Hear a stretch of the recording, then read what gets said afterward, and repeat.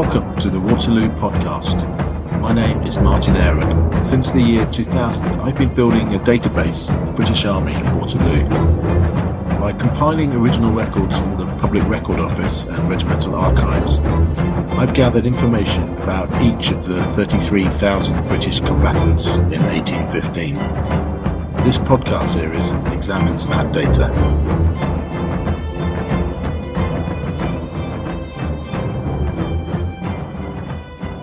Welcome to this episode 7 of the Waterloo podcast and the second in our 4-part series on the 8th Infantry Brigade.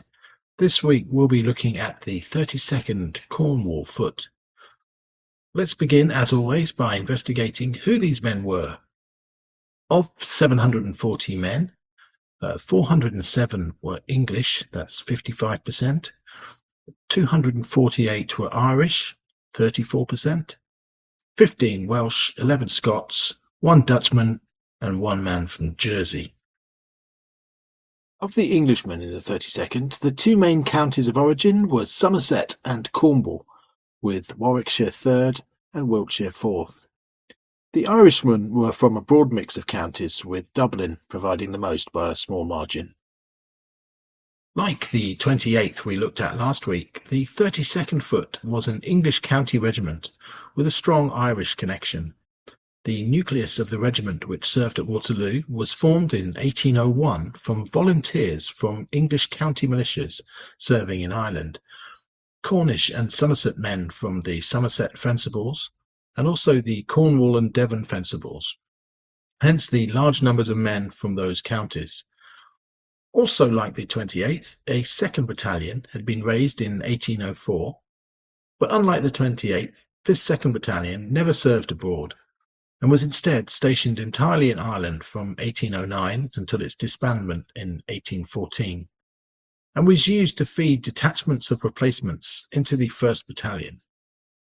This explains the large number of Irishmen who joined the regiment in these years. In terms of experience, there's enlistment data for 672 men. We can see the regiment was a mix of very experienced with large intakes in 1801 and 1807 and newer recruits with the largest intake of 131 men in 1813. However, as we discussed in the last episode, even only 2 years soldiering often equated with considerable combat experience in Spain and the south of France. 7 men, though, were raw new recruits enlisting in 1815, and one of these, Henry McCarthy of Buttervunt, County Cork, had enlisted as recently as April in Cork, presumably just as the regiment was embarking from there for Ostend.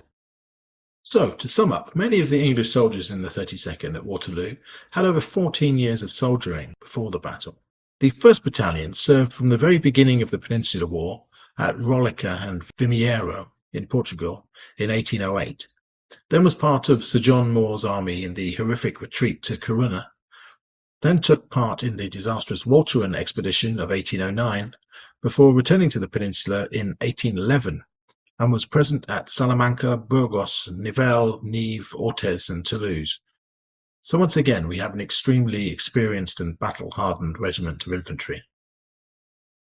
The oldest man in the regiment, and a strong contender for oldest man in the British Army at Waterloo, was Quartermaster William Stevens. A Cork man, he'd enlisted aged 17 around 1771, before most men in the regiment had even been born. He'd risen from the ranks to be commissioned in 1804, already an old man at 52. This would make him 63 in 1815. And he remained in his post for another 3 years, finally retiring after an extraordinary 47 years in the regiment. So let's join the regiment on the 16th of June at Quatre Bras. The regiment arrived with the rest of the brigade around 2 o'clock. On seeing a French infantry formation marching from the valley below towards their position, the regiment formed line. Major Felix Calvert describes what happened next. When this attacking force had crossed both hedges lining the meadow in the bottom and had commenced ascending our position, the 32nd Regiment poured in upon it a heavy fire succeeded by a charge. This the enemy did not wait to receive, but retired without precipitation, and getting entangled in the hedges on returning to their position must have suffered considerable loss. We halted and reformed at the first hedge, when Sir Thomas Picton desired the regiment to retire to its original position. Attacks similar to the above were received several times during the evening, and always with similar results. Captain Crowe, commanding the light company, writes of Quatre Bras. Sir James Kempt appeared from the highest part of the brigade's front and called out for the marksmen of the 32nd.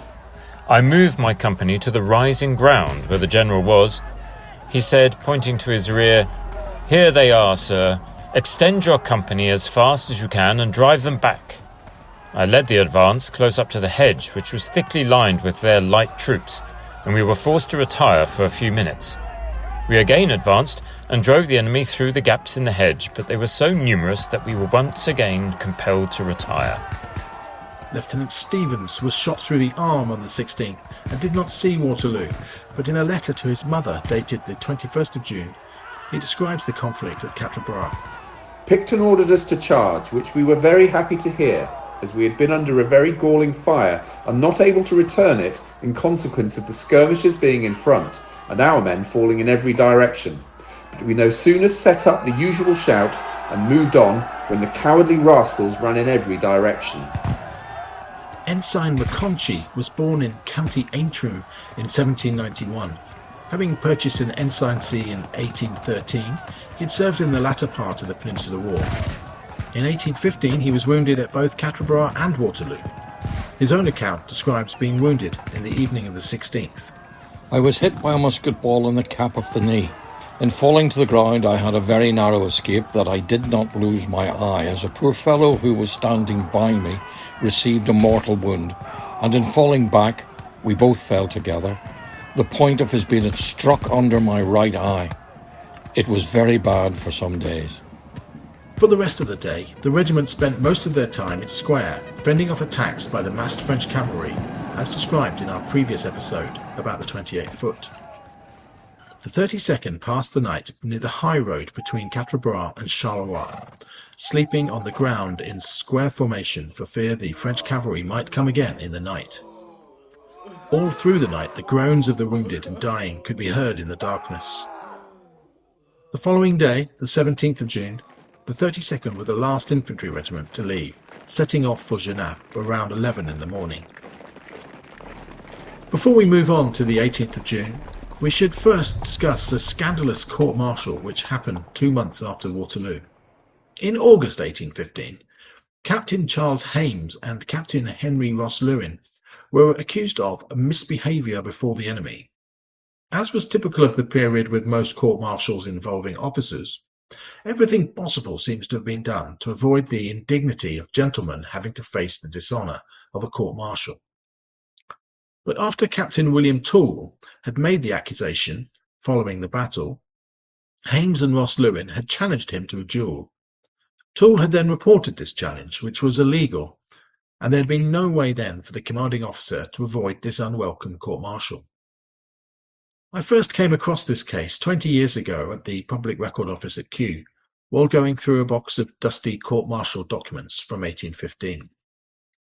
In a nutshell, Captain Toole had accused Hames and Ross Lewin of cowardice for lying down in their position behind the hedge at Waterloo.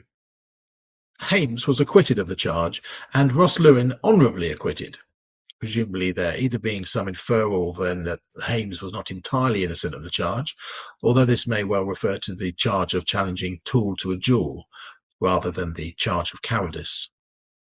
We can come back later to talk more about the trial and its fallout, but the reason I mention it here first is that, as part of the lengthy court proceedings, a number of men were called to give evidence, both for the prosecution and the defence.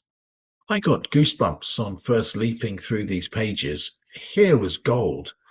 Multiple accounts from ordinary men being asked to describe their experiences and memories of the battle just 2 months afterwards, fresh in their minds, and it quickly became evident of the importance of these accounts. As just one example, multiple witnesses described being mixed up with the 27th in a skilling foot during the advance, and even moving into the farmhouse of La Haye Saint alongside these Inniskilling men. Well, all Waterloo books will tell you that this 27th famously died in square and effectively ceased to exist, so dreadful were their casualties. This turns out to be false. Yes, they did suffer heavy casualties, but were clearly in a state in which they could join in the general advance of the Allied line. So, we'll move on now, but we'll come back to this court-martial later on. Around half of the battalion's casualties fell at Quatre Bras. On the paymuster, men killed in action are specified as dying on either the 16th or 18th of June, their pay being stopped on that date.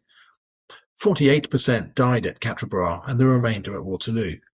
It can be assumed the ratio does not differ greatly for the wounded men, but officers of the 32nd suffered disproportionately heavy losses at Quatre Bras. Of the 36 combatant officers who entered battle on the 16th, 20 were killed or wounded.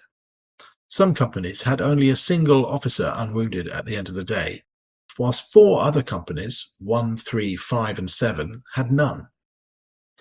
Thus, due to the heavy casualties, and especially this lack of officers, at Waterloo the traditional 10-company organisation was abandoned, and instead the remaining 16 or so officers were redistributed to command a makeshift 6-company structure. No doubt some officers listed as wounded at Quatre Bras were able to struggle on at Waterloo. Captain Toole and Lieutenant Metcalfe, for example, were listed among the fallen on the 16th, but we know they were present on the 18th. It's impossible to identify how the 10 companies were transferred to 6 divisions, although we know that the left centre division was commanded by Lieutenant Belcher and the right centre division by Captain Toole. As we heard in the last episode, the brigade, like much of the Allied army, came under artillery fire from the French guns for most of the later morning. On D'Erlon's massed infantry attack, Kempt's brigade was moved up to the hedge and there fired into the French battalions and then charged. Lieutenant Robert Belcher commanded the left centre division, as we've just heard. In his letter to Silburn, he writes, "The ensign carrying the regimental colour was severely wounded. I took the colour from him until another ensign could be called. Almost instantly after, the brigade still advancing and the French infantry getting into disorder and beginning to retreat. A mounted French officer had his horse shot under him. When he extricated himself, we were close on him. I had the colour on my left arm and was slightly in advance of the division. He suddenly fronted me and seized the staff, I still retaining a grasp of the silk. At the same moment, he attempted to draw his sabre, but had not accomplished it when the over-in colour sergeant named Switzer thrust his pike into his breast, and the right rank and file of the division, named Lacey, fired into him. He fell dead at my feet. Brevet Major Toole, commanding the right centre division at that moment, called out, 'Save the brave fellow,' but it was too late." Later in this episode, we'll hear what became of the 2 protagonists of this tale, Colour Sergeant Switzer and Private Lacey, but beware, neither is a happy story. The heavy rains of the previous day and night had turned much of the ground into a muddy quagmire. In the second advance to the hedge at Waterloo, Lieutenant George Small was hindered by losing one of his shoes in the mud. "I took up my shoe and advanced as fast as I could towards the enemy." Extraordinarily, just as Lieutenant Small gives us this wonderfully human detail of losing a shoe, a young French soldier of the 28e Ligne, the 28th line, advancing towards him, was facing identical struggle. For the French soldier, however, this would turn out to save his life.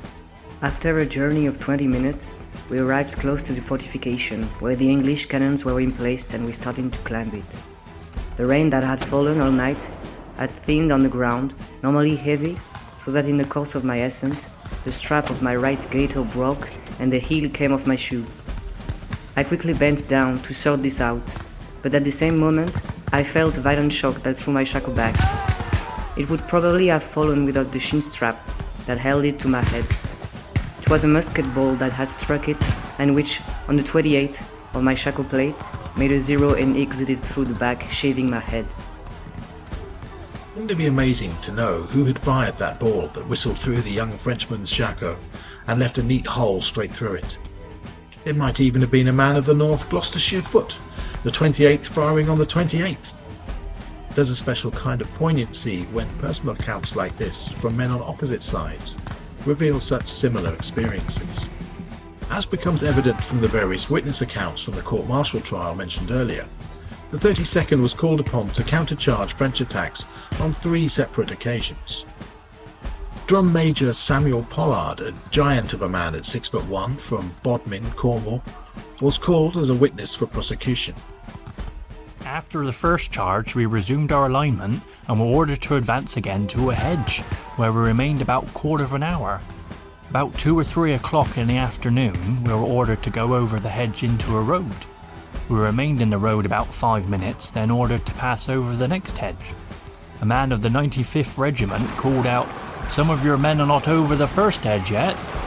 I went back over the first hedge and saw 10 or 12 men lying down, and amongst them I saw Major Hames. I spoke to 2 men and asked them why they did not follow. They said they were wounded. I asked them to show their wounds. They did not show any. The lock of the firelock of one was broken off, and the other firelock was also out of order. I changed their firelocks, and by the time that I had changed their firelocks, the whole of the men had gone on, and I made these 2 go on after the regiment, over the road and the second edge, and overtook the regiment. He was then asked, "When you saw Major Hames behind the hedge, was the regiment in advance and engaged with the enemy?" Yes, it was, and the Grenadiers were more than half the field over, and the French were retreating. He also states that this was the second time they had passed over the road that day. He says of Major Hames, He was lying down and supporting himself on his left elbow to the best of my recollection.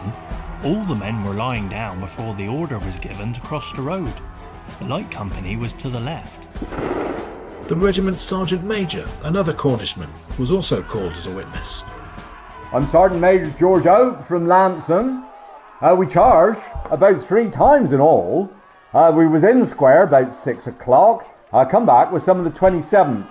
Captain Haynes, he's gone on with some of the 27th and the 95th. They was on the left and come back when the enemy, well, by then they was out of sight.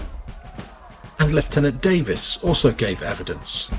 I was adjutant on that day. We were formed in columns prior to the first attack, about 11. There was a cannonade and 1 man was killed by a cannon shot. When the enemy was coming on, the regiment formed line and advanced to meet the enemy. Later, after the second attack, the regiment was formed in square in which it was attacked by cavalry. The regiment was frequently ordered to stand up and lie down, and the officers did the same. I recollect that when the enemy advanced to the second attack, the 32nd and 95th were placed in the line and ordered to lie under cover then, as much as possible, and not fire till the enemy approached.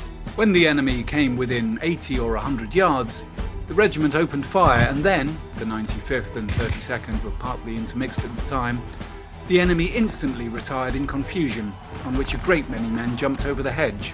I went myself, and I recollect some person calling out to the men not to go. I went on myself as far as a mound about 100 yards in front, from which we were ordered back. It was a hedge which had been cut down in the morning, so that the bank was quite bare. After the charge, we were put into square. When then asked how many advances the 32nd made on the 18th, Lieutenant Davis replied 3.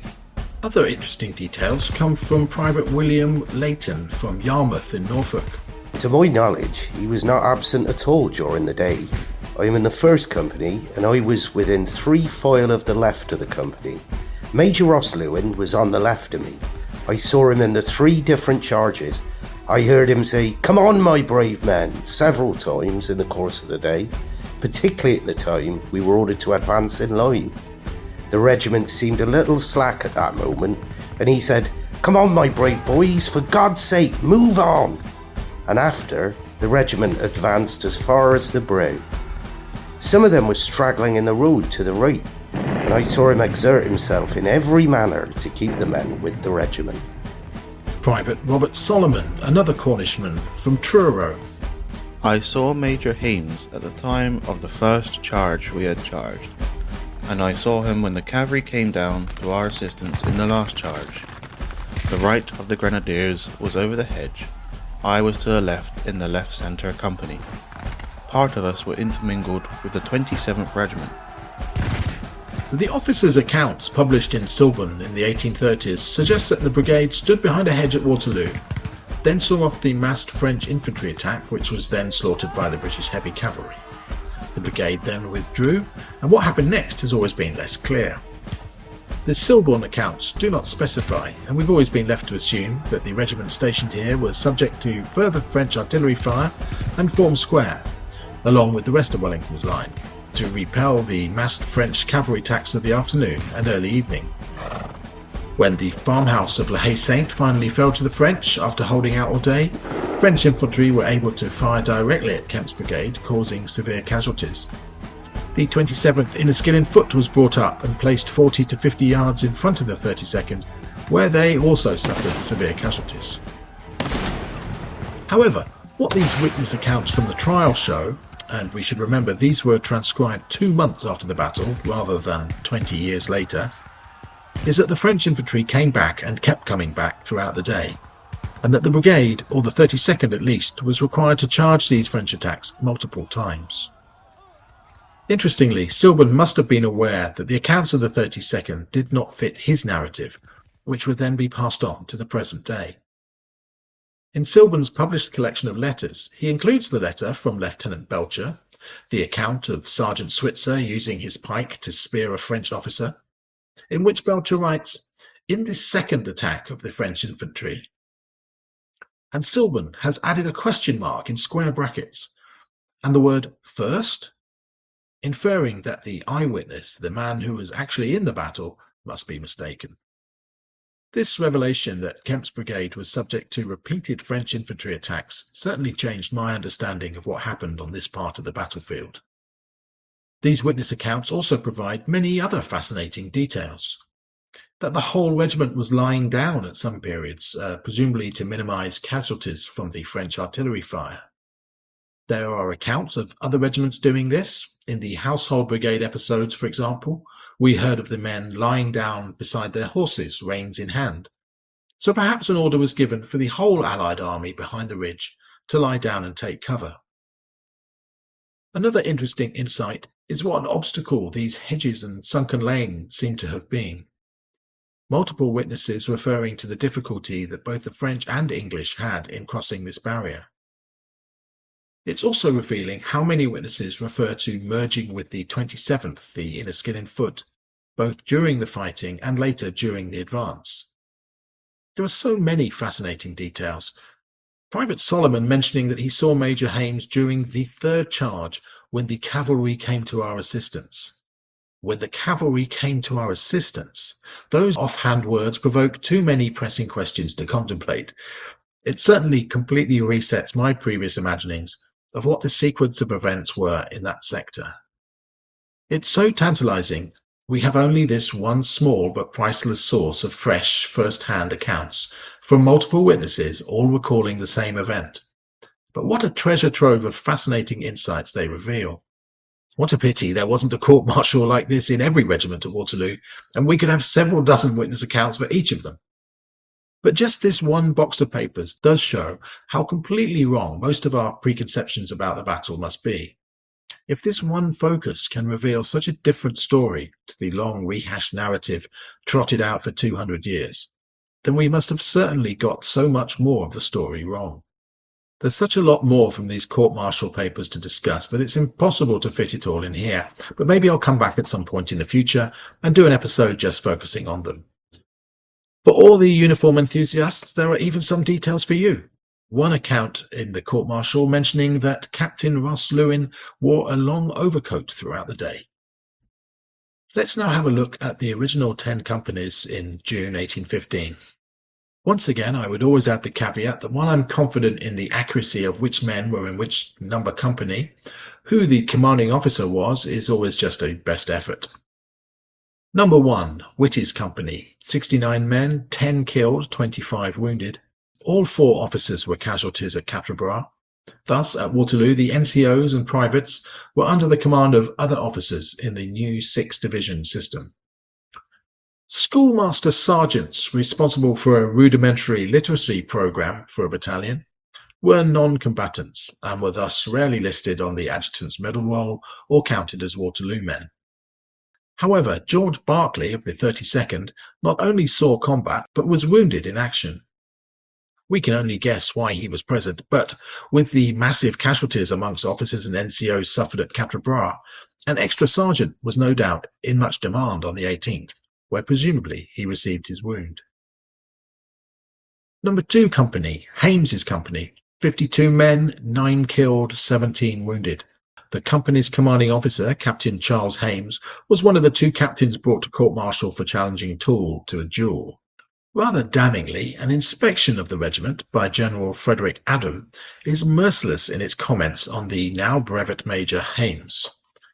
Such inspection reports are usually very dull in their stock phrases of general politeness and positivity, but the 1819 report for the 32nd states, Brevet Major Hames appeared to me to know very little of his company, and later adds even more pointedly, I have every reason to believe that the captains, with the exception of Brevet Major Hames, are competent to the command of their companies. Perhaps General Adam was an old friend of Captain Toole. Number 3 Company, Harrison's company, 68 men, 15 killed, 18 wounded. This company suffered the most men killed or died of wounds. Only Captain Harrison survived Quatre Bras, his 3 subordinate officers all being listed as casualties on the 16th. His luck, however, did not hold, and he was wounded at Waterloo. Lieutenant Henry Quill was shot twice in the chest. Quill was a Peninsular veteran and had already lost an eye at Burgos. 2 sons later served in the army, both dying in India. Number 4 Company, Dillon's company, 55 men, 5 killed, 16 wounded.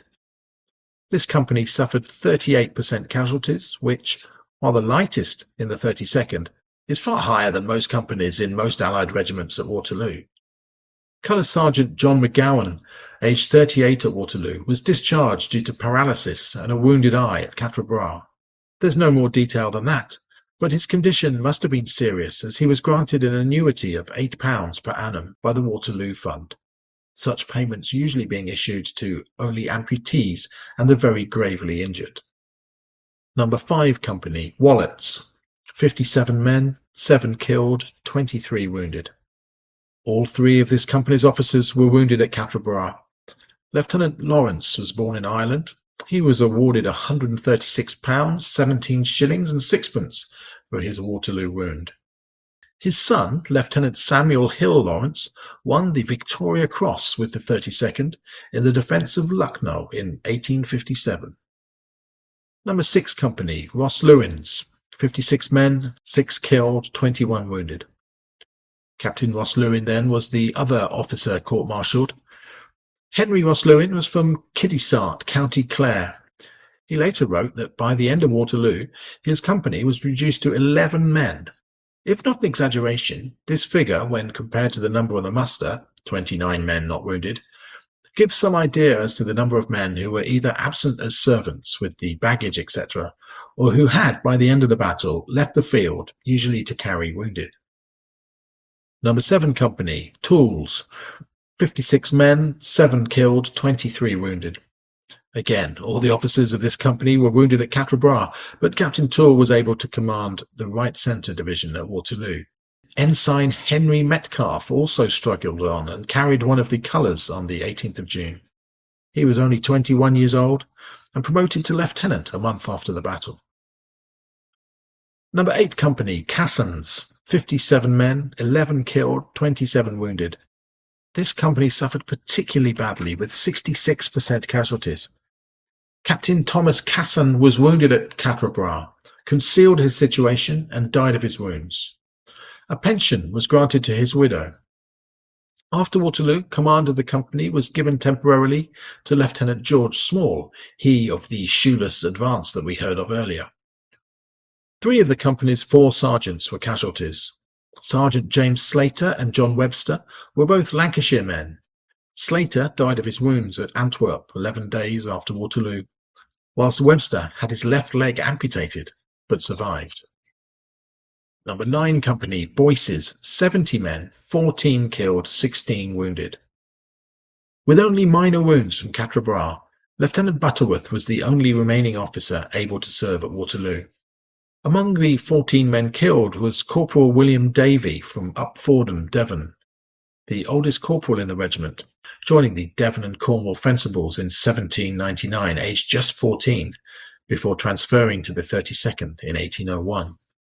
The company also contained the longest-serving soldier in the ranks, Private Thomas Lawton. From Inniskilling, he had enlisted in 1791, aged only 16. He was wounded in the arm at Quatre Bras. And finally, number 10 company, Crow's company, the light company. 72 men, 11 killed, 38 wounded. As we can see from this graph, with 68% casualties, this company suffered the highest casualty rate in the battalion and one of the worst anywhere in Wellington's army. All 4 officers, Captain John Crow and Lieutenants Coulthurst, Jago and Ross Lewin, the younger brother of Captain Henry Ross Lewin, were all Peninsula veterans, and all 4 were wounded during the 2 days fighting of the Waterloo campaign. So, including the men who died of wounds, that's 95 men who lost their lives, and 272 men wounded. 367 casualties, or 50%. And if we remember that 10 to 15% perhaps of the total awarded medal would not have been present in the fighting, being in the rear with wagons, etc., that percentage becomes even more devastating. The appalling losses of the 32nd are rarely, if ever, mentioned in British histories of the battle.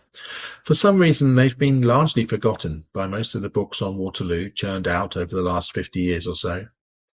Immediately after the battle, the regiment mustered only 130 men, although by the time they reached Paris, this number had risen to nearly 300, due to being rejoined by, as the regiment puts it, a considerable number of men who had been slightly wounded, and others who had been employed in conducting wounded to the rear.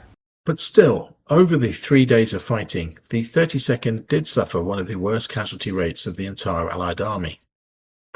Among the wounded was Private William Rogers of No. 1 Company. Born in western Somerset, he'd enlisted the previous year, aged 18. At Quatre Bras, he was wounded by a musket ball which struck him in the head.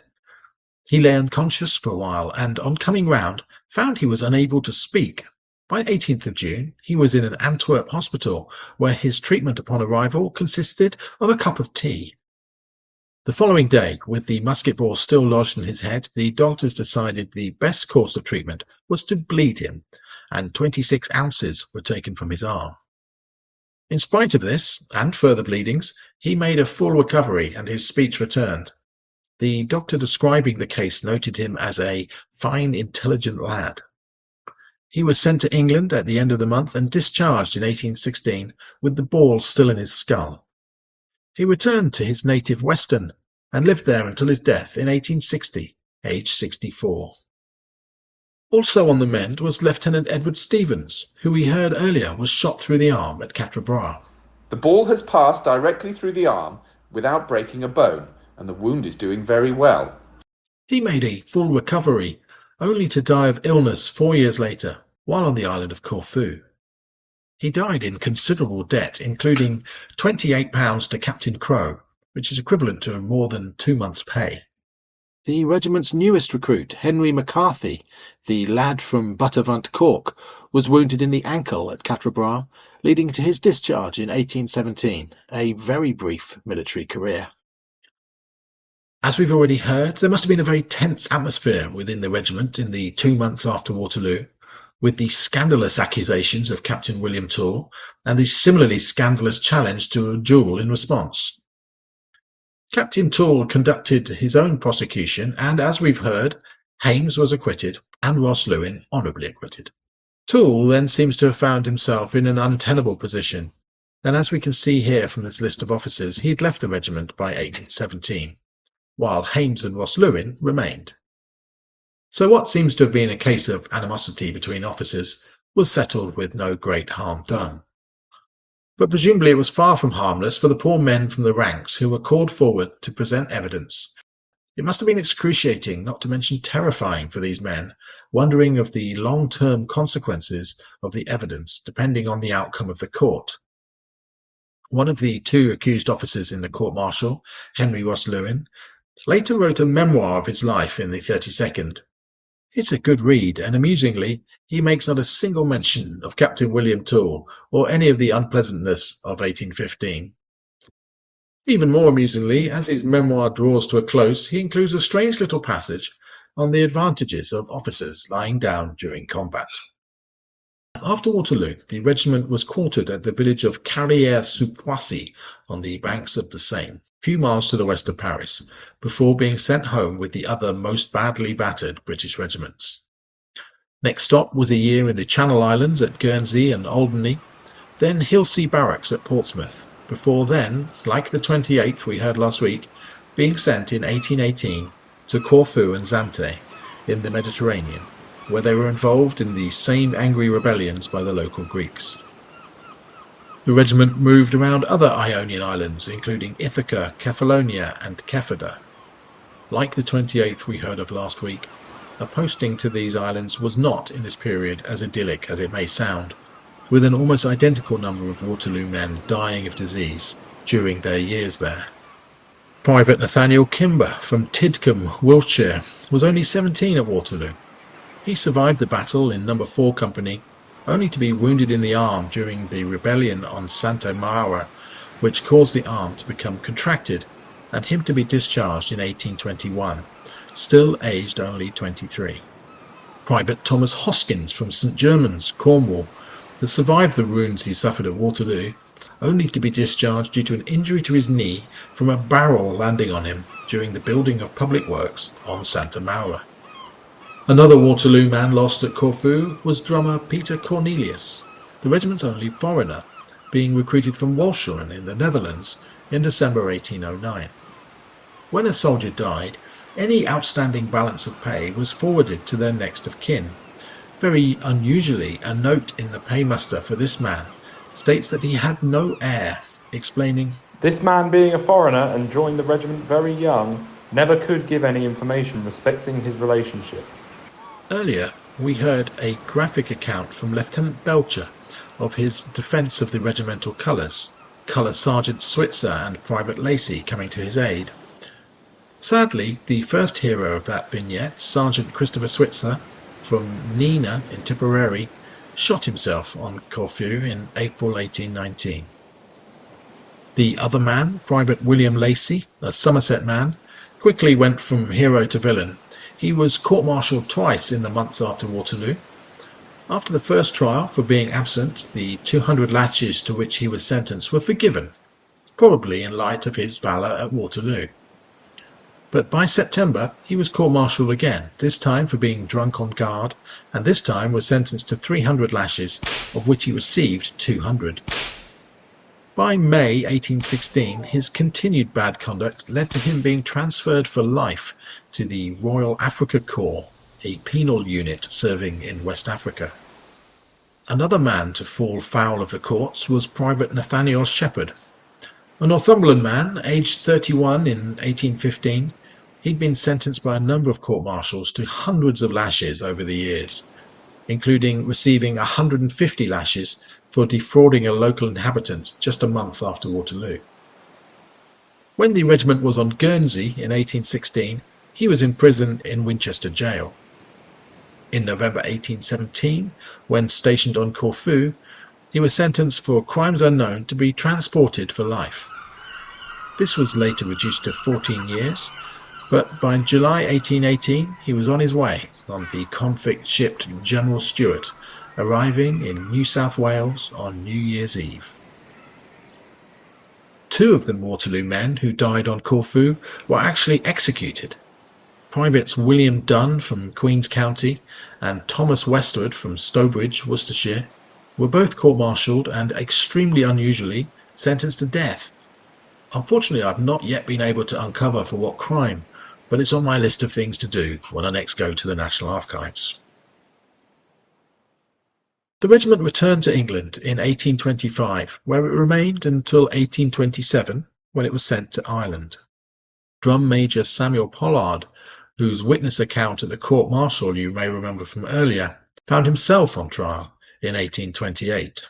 At a court-martial held at Kilkenny on the 24th of November, Drum Major Samuel Pollard and Schoolmaster Sergeant William Poole, of the 32nd Regiment, were found guilty of a conspiracy against Lieutenant Colonel the Honourable John Maitland, of the 32nd Regiment, by addressing a letter to his father, the Earl of Lauderdale, containing accusations against Lieutenant Colonel Maitland's character, entirely false and unfounded, in order to intimidate him from again joining the regiment. They were sentenced to be reduced to their ranks as privates, and to receive 1,000 lashes each. The king having confirmed the sentence, Pollard received 600 lashes and Poole 525. 1,000 lashes is an extraordinary amount, there being a general top limit of 300 lashes reserved for extremely serious offences. But clearly there was no greater outrage than the impudence of a ranker threatening a gentleman. One wonders what state poor Pollard must have been in after receiving these 600. In the summer of 1830, the regiment was posted to Canada, where they formed the garrison of Quebec. They were still there in 1837, when the regiment went into action one more time at the Battle of Saint-Denis, part of the Lower Canada Rebellion, an uprising of French-Canadian settlers, but by this time there were only 11 men left in the regiment. This chart here shows the steady decline in numbers of Waterloo men in the 25 years after Waterloo. We can see that alongside the 95 men killed or died of wounds, another 128 were discharged in 1815, 1816, 64 of these due to the wounds they suffered at Quatre Bras and Waterloo. All of which means that within 3 years of the campaign, half of the Waterloo men were gone. But that's still over 300 Waterloo veterans in the regiment travelling to the Ionian Islands in 1818. The last man standing was Private Thomas Logden from Devizes in Wiltshire. Aged just 17 at Waterloo, he was the last man discharged in 1842. Finally, what became of Louis Candler, the young French soldier we heard of earlier in the 28e ligne, first losing a shoe, then being shot through the shako? Only 18 at Waterloo, he later became a Parisian policeman. He published an account of his career fighting crime, which you can find in translation online, and lived to 1865. So let's leave the 32nd there. As always, there are just too many stories to squeeze into a short episode, but I hope you've enjoyed hearing these tales of the Cornwall Regiment. Many thanks, as always, to everyone who helped out with the readings for this episode. A veritable cast of thousands this week, well, 16, which is pretty impressive. And special thanks to those kind volunteers from Cornwall who did their county proud. If anybody listening is serving or once served in a Waterloo regiment and you'd like to volunteer and read some of your predecessors' words, do please get in touch. I'll be back with the next episode soon when we look at the next regiment in Kempt's Brigade at Waterloo, the 79th Foot, the Cameron Highlanders. If we think the 32nd suffered bad casualties, wait until we talk about the Camerons. Until then, please like and subscribe, and many thanks for listening.